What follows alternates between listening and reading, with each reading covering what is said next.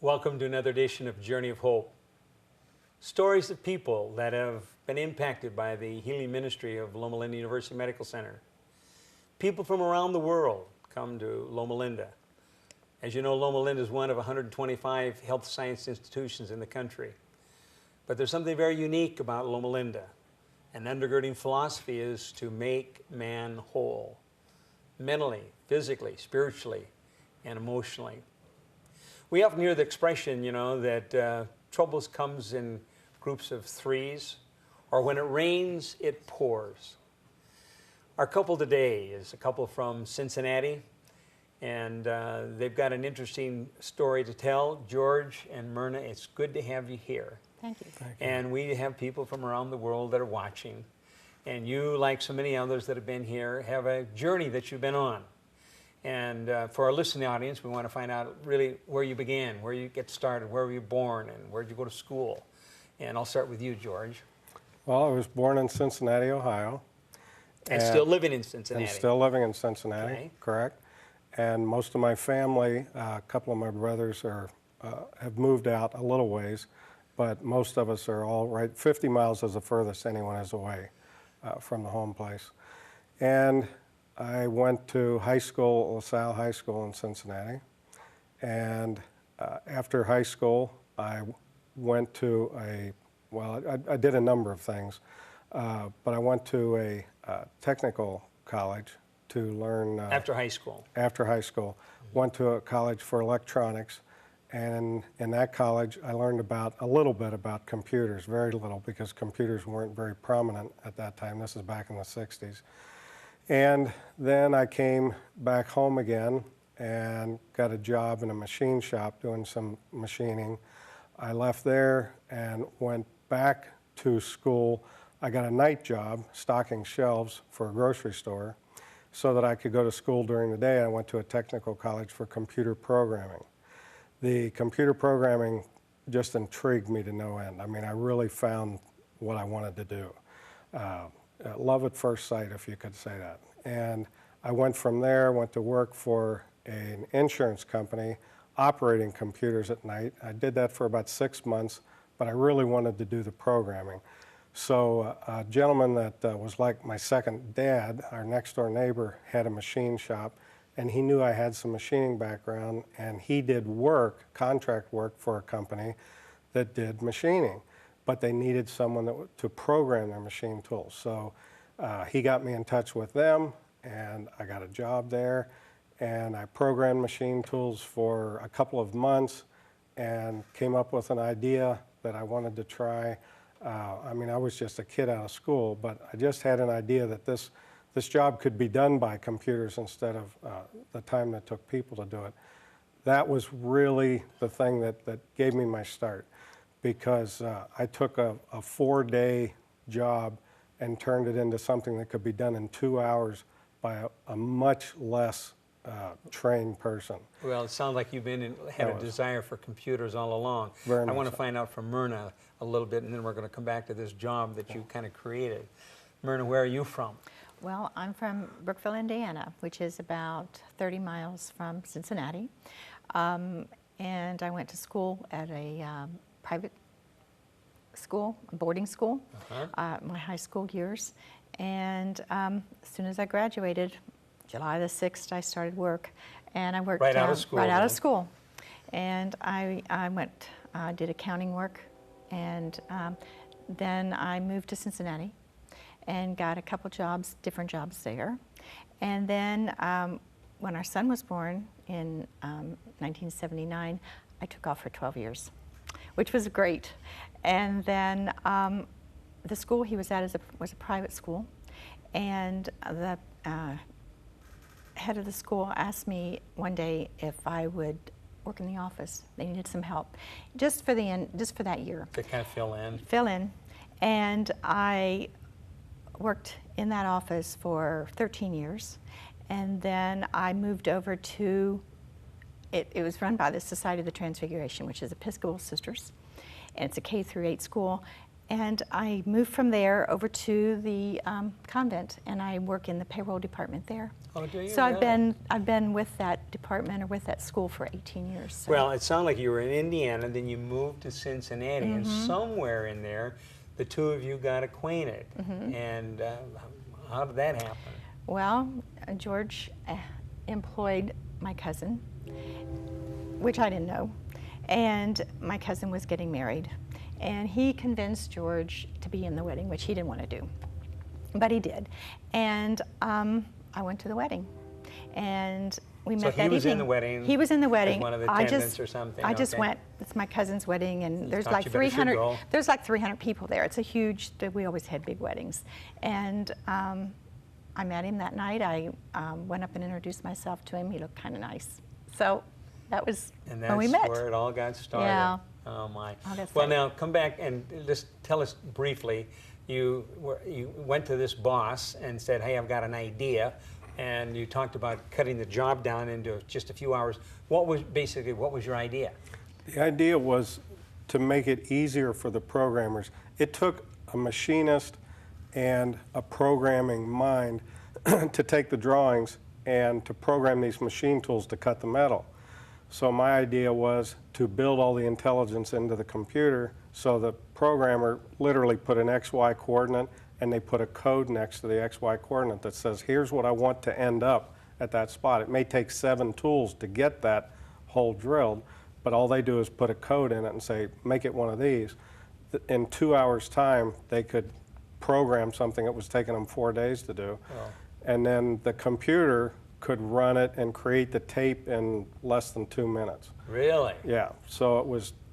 So you were a breakthrough success from the very It beginning really, then. I mean, the president of the company, yes, within just a couple of years from that time, promoted me to MIS manager over the department. I spent 21 years at that company as MIS manager. Well, a common theme that came out as I've gotten acquainted with you the last several months is both of you have a strong work ethic. Yes. Okay. Yes. So things are going fine. You both have been continuing to work. And this last year, some things begin to happen. And, you know, we say when it rains, it pours. So you, somewhere along the line, discovered that you heard the words, you have cancer.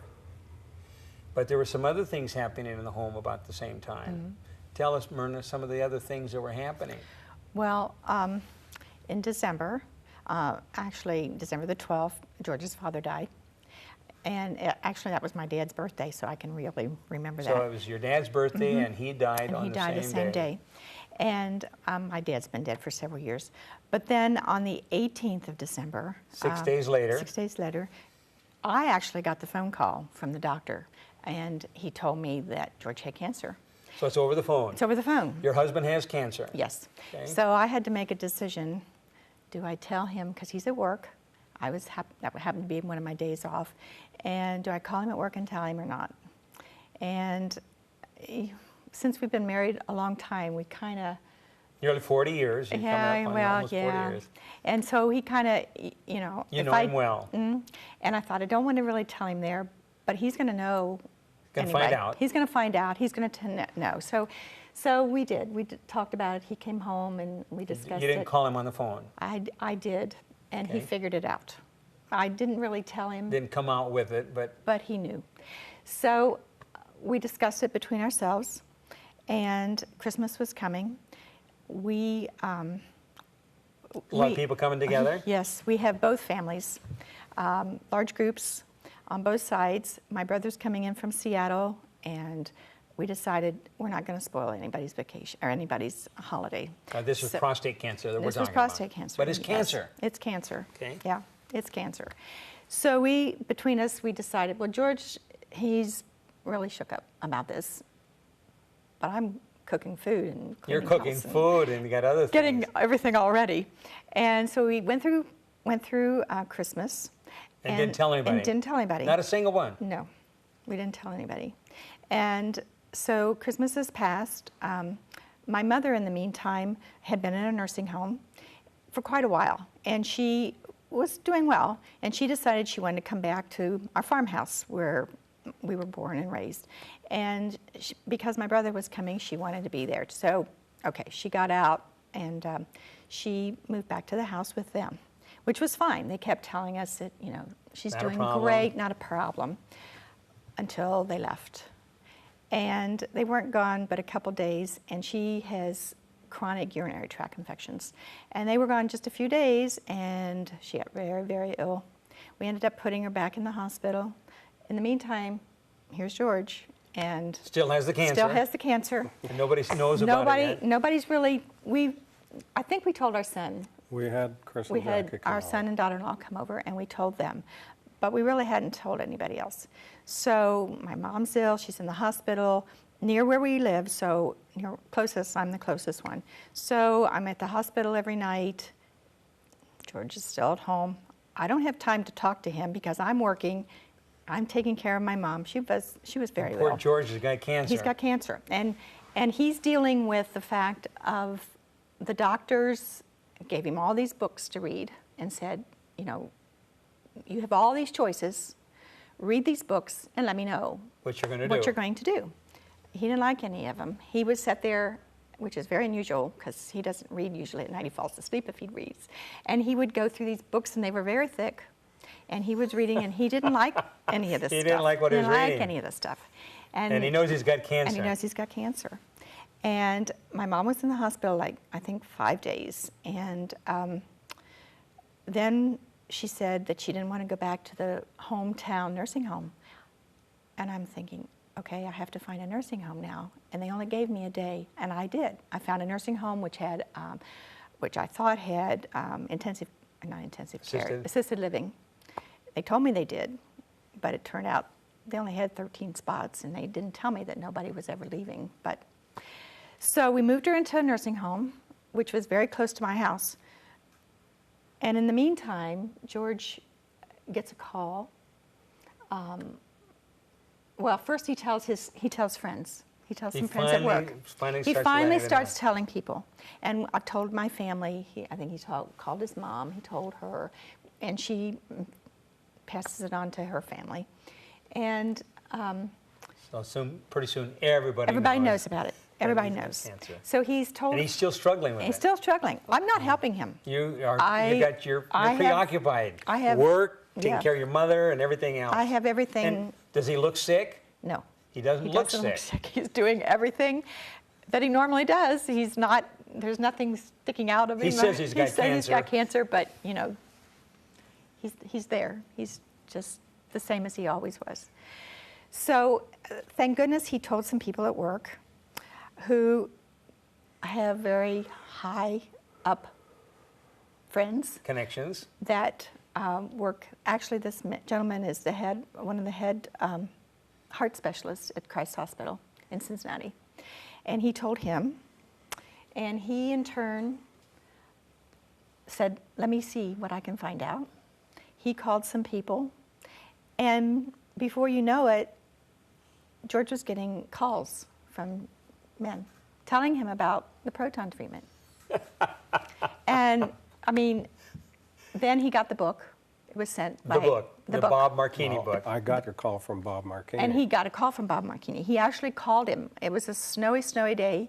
He was getting in his truck to go work out because he goes every day at noon. And he gets this call from Bob Marchini. And I think he talked to him about a half an hour. George is sitting in his truck. And he said, get this book, read it, call me back, which was wonderful. So another friend. Well, the doctor, the heart specialist, had the book sent to me, couriered up to me, so I'd have it that weekend to read. That was a Friday. So you could read it over the weekend. So I read it over the weekend. Which I still am not doing anything to help him. And while I'm reading the book, she's there, though, in the kitchen bustling around, and I'd stop every once in a while and tell her, honey, you know, I don't believe things that sound too good to be true, but this time I really want to believe what this book says, but it is so hard to believe. I feel like I'm reading a science fiction novel. This is the book by Marchini. Yes. I really did. It's his story and his journey. His journey. Okay. And I said, oh my gosh, I want this to be real so bad, but it's just So this is a unbelievable. couple months now after you've been diagnosed. No, probably a weeks. month. Yeah, it was a Months, little over. several weeks. Yeah, Okay. 6 weeks. or Now, so. tell me when you got the word. Apparently, you got the word from Myrna. She got it from the doctor. Yes. And you get it over the phone. When you find out you got cancer, how did this impact you? I was real. I mean, I'm sure I didn't check my blood pressure, but I know it went up seriously. Okay. I was very scared. I was very, very scared. I'd never heard anyone say, "Oh, I've got cancer," and not worry about it. I mean, it just Cancer, you know, people hear it and they hear it as a death sentence. absolutely. And cancer is a diagnosis, Yep. not a death sentence. Right. Many options, and particularly when we're talking about prostate cancer. Right. But you're I didn't know you're any on of this, that. and she's preoccupied with both at work and taking care of her mother, and you're looking healthy and still going down to the gym and working out. And you know the doctor says you got cancer, and you say you got cancer, but you look good to me. But inside, you're kind of all torn up. Right. And so you're reading the book, you learn about Loma Linda, you call Bob Marchini, and then it seemed like I got a phone call in there somewhere. Bob called you and asked you if you would please talk to me, just kind of help hold my hand to get me into the fold, if you will, which you did. And talking to you, talking to Bob, and then talking to you, I'm like, gee, this sounds like stuff I read in that book. I mean, I'm talking to these two guys, and they have the personality that resonated out of that book as I read it. I said, gee, now I'm talking to living, honest-to-goodness people that are telling me the same kind of things. This is amazing. But I had to contact the hospital to get the paperwork and things started. But in the meantime, I had a couple of people, and an attorney friend of mine, a fellow I've worked with for 18 years. And he calls me up and he says, George, he said, I want to welcome you into the club. And I said, what are you, I don't know what he's talking about. What? I said, wait a minute, you can't. He said, oh yeah, this guy is fit. Well, he tried to swim the English Channel just a couple of years ago. I mean, he's an exercise nut. He works out with, my daughter-in-law is a personal trainer. She trains him, has trained him for 4 years, I guess. Well, she told him about it. So he calls me up and welcomes me into the club, and he says, George, he said, I've got a friend who went through out at Loma Linda the same thing you're saying that you want to do. I'd like to have him call you. I said, yeah, have him call. And this nicest gentleman calls me up. He was Former just, patient here. Former patient here. He was a good old boy. He says, hey, I'm just an old hillbilly from down in Kentucky, and where he grew up was a long way from anybody. I mean, it was way out in the hills. This guy was so nice. It was. Does he have a little crazy. store? He does. Oh, okay. He has I a know- little. I know Oh, him. you know who? Yes, I know him, Okay. yeah. Just an awesome guy. And he tells me all about it. Well, anyway, I'm going to jump ahead a second. After we got out here and got in place and started things up, my wife, the house that we rented, she's reading the, guest book. And everybody signs when they go. That's where he stayed. Oh, at the very same place. He's in that book, and I called him up from out here. I said, you're not going to believe where we're at. And he just got the biggest kick out of that. He couldn't believe it. But anyway, I had a couple of people call me. Another gentleman who's a extremely well-known fellow in the area. I would never cross his path. We move in different circles. But he's going to be 80 this year, and he had the proton treatment, not at Loma Linda, at another place. He had the treatment a little over a year ago. And he said, George, I'm doing great. I have no problems. And he'll be 80 this year. So all of these things were kind of confirming. Those are help. And this gentleman, I mean, this fella called me back. I know I've talked to him 6 times. He just wanted to see how I'm doing. He's called me out here. Just want to see how you're doing. And this guy is, you know, he's bigger than life. And for him to call me is just crazy. But the brotherhood, as Bob says it in his group, the brotherhood of these men that get together with this problem, it's now, unreal. for the listening audience, when you talk about the brotherhood, it's fellow proton patients. Bob started a support group 10 years ago, and there's over 4,500 people now in all 50 states and 27 different countries, and they call themselves the Brotherhood or the Brotherhood of the Balloon because of the treatment modality. Now, You've been out here. Now, you were able to work it out, apparently. I mean, there's probably a story there. There is being a able to story get there. here. So, did you come later? Did you come together? Actually, we came together. It was, I'm in payroll. It's the end of the year. I have to get everything done. Again, that takes me away. I can't deal with be involved everything. with him. I've got so much to catch up on. I have to get all this done in January, not knowing exactly when we're going to be asked to come. He told me we probably have 3 weeks' notice, which is what we had. And so my mom ended up sick again. She ended up very ill. And then I was dealing with that. And then she was back in the nursing home again. So we just had to drop everything. And we kind of just said, okay, we're going to do this. And my company was very generous. I'm out here on FMLA leave, which is 12 weeks. This is my 11th week. I am fortunate enough to have built up over those 18 years PT time. So I am getting paid. It all worked out for you while you've It been all worked out. here. So I keep in contact. I'm not working, but I do call Sure. and check with the other girls. They brought someone in to help out for a while. And I keep in contact with them, and I'm planning on going back to work on Tuesday. Well, it all works together. You know, nobody comes here by accident. Out of the hundreds of thousands of people that are diagnosed with cancer, only a few, relatively speaking, come here to Loma Linda. And we don't believe that anybody comes here by accident.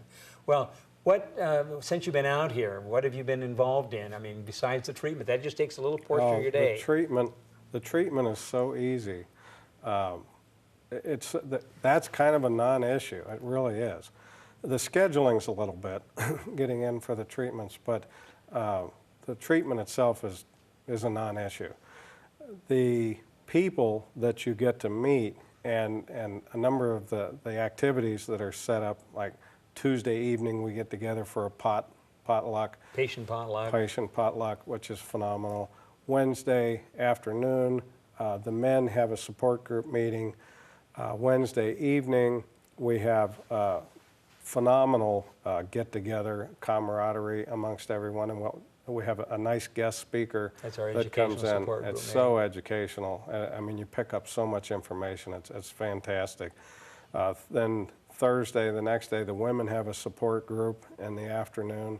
They have a fantastic workout facility that was important to me, and it's just great. It's huge. So have you been using it then? I have not missed a day since I got here. Well, as you know, we say that the treatments take place over in the gantry or the fixed beam line, but healing is a process. And we let the patients know that we expect them to be down there at the Drayson Center 3 to 5 times. And obviously you've been going down. Were you able to get her down there? Almost every day. She missed a few, but wonderful. Almost every day. Yeah. So you've been involved in all the different activities. And, yes. And now that you're looking behind you, what difference is having had cancer, what difference is that making to you? One of the big things, I've been thinking about that, and one of the big things I believe is that I was shown another side to people, to mankind in general. I really was. And I know, I mean, you know, you got people that you love, people that you like, that you associate with and so forth, but here, it's so overwhelming. There are so many people that are there willing to support you, whether it's the techs in the gantry, you know, the doctors, the nurses, the other patients. The other patients are an incredible source of support. And to see that many people, especially with men, because so many men won't talk. That's not their thing. Their nature. But here, at least the ones that I see at all the get-togethers, and I'm talking, I mean, while I was here, I probably met a couple of hundred men, plus the spouses of most of them. It's different. They are so open and so caring and so, I mean, today being my last day, my gosh, I couldn't hardly get out of anywhere. I mean, it was, whether it's at the gym this morning, you know, at the gantry, it was just amazing. But all the way through this, for 2.5 months, I'm feeling this community, this friendship, this love coming out of people. I want to figure out a way to, I know I won't be able to do it to the extent that Loma Linda does it, but I would love to be able to bring that side out of people. Take some of that same spirit back. Take some of that same spirit, because it makes living really neat. I mean, well, I know, and having talked with you a few months ago when you were just diagnosed, trying to sort things all out, it was kind of overwhelming to you. It was. But now that you're looking back on it, has the time gone by slowly or has it gone by quickly? It has just flown. It has absolutely flown. I can't believe we're sitting, I mean, for me, to sit one place for 2.5 months and not be at work, and I had a gym, that helped a whole lot. But that's just not me. Ask her. I mean, I can't sit in the house for an hour. If I'm awake, I'm outside working on something. That's just me. But I was able to do it here, and to say there was no stress is an understatement. Well, you got involved. You're looking back now, and you're going to have an opportunity to go back and share. And I know that all kinds of people are going to come out of the woodwork, so to speak, and let you know that, hey, I've been diagnosed with cancer. I heard you're out there someplace in California. And even though we're celebrating our 20th anniversary this year, over 14,500 patients haven't been treated. Some people are still calling it experimental. And for our listening audience, you know, George and Myrna are another wonderful example of people that have come here to Loma Linda, fearful when they came, being treated for cancer, but came to realize that it was a diagnosis and not a death sentence. Again, for those that are looking on, I'm Lynn Martell with Journey of Hope. And some of you that are watching on even this week have received some sobering news. And I want to tell you that God's got a plan for your life. If you'll open your ears and your eyes, He will open and close doors that you'll be able to discern His will. So until next week, God bless you each one. Give God an opportunity. Thank you so much.